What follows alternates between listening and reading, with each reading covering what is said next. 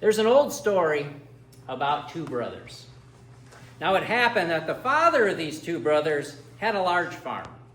And when he became too old to work it anymore, he called his sons to him. And he said to them, "I'm too old to work anymore, so I'm going to divide this farm in half. There's a stream that runs through the middle. On this side of the farm belonged to one side, and that side of the farm belonged to the other." And so it was. And everything was hunky-dory at first. They worked as best friends, and they worked side by side. But one day they got into an argument, and they stopped speaking to one another. And for many years, not a single word was spoken between these two brothers. That is until one day when a stranger came to town, a carpenter, and he was looking for work. "Yes, I have work for you," one of the brothers said. "I want you to build a fence on my property down there by the stream that separates my brother's property from mine. I don't even want to look at that so-and-so anymore. Now, I have to go into town today, but when I get back this evening, I'm going to check on your progress." But when he came back that evening, he was shocked to see that the carpenter had not followed his instructions. Instead of building a fence, he had built a bridge over the stream. The man was furious. He said, but before he could confront the carpenter, his brother came walking towards him across this newly constructed bridge, and his brother said to him with a tear in his eye, "After all the terrible things that I've said to you, done to you over the years, I can't believe that you would build a bridge to welcome me back." Now, way back in ancient times, when I was a student pastor, I served a small Methodist church in Scales Mound, Illinois. And one of my very first sermons that I ever did, I told this story. And I didn't think too much more about it until I got a call later that week. And the call came from an old farmer named Webster. And he was calling me to thank me.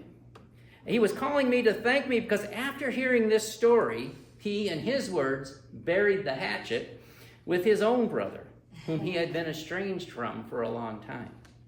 The power of storytelling never ceases to amaze me.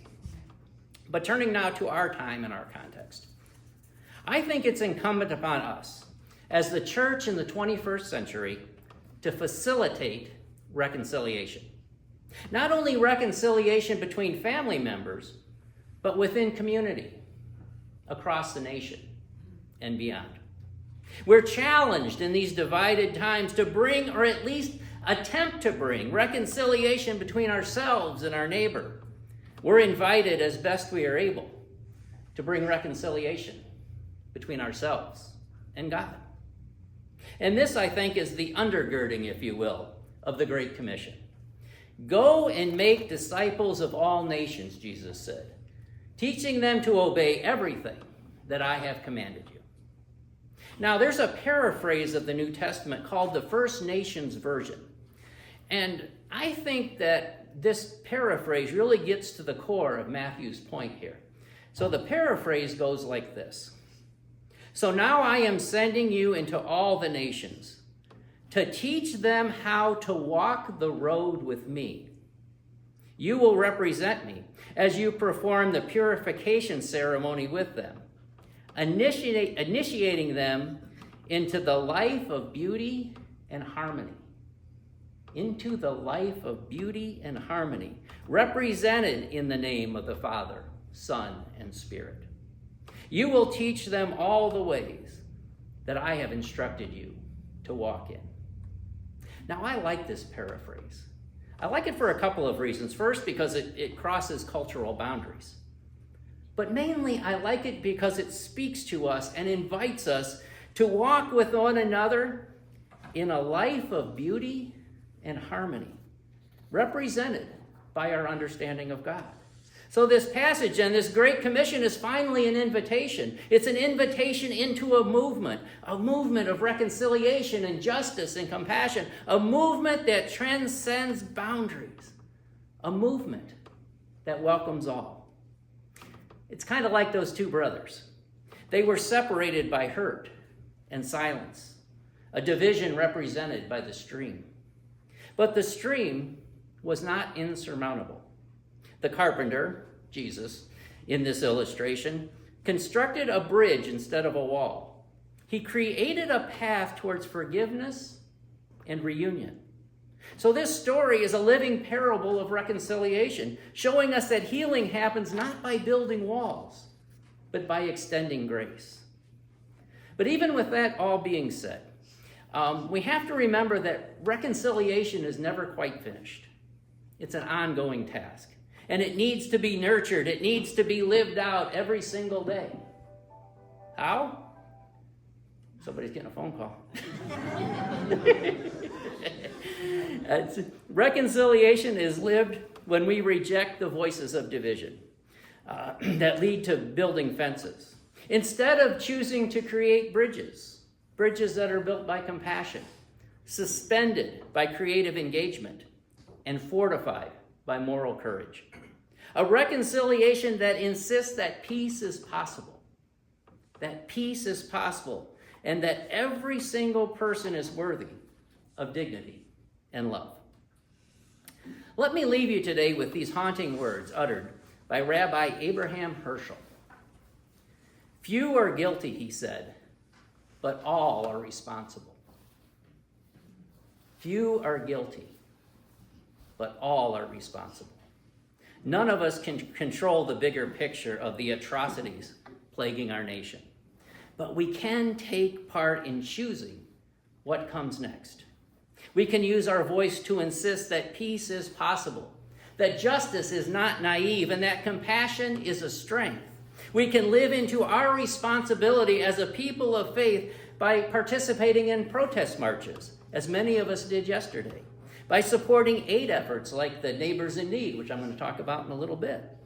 And we can refuse to accept the dehumanization of any person, anyone, anywhere.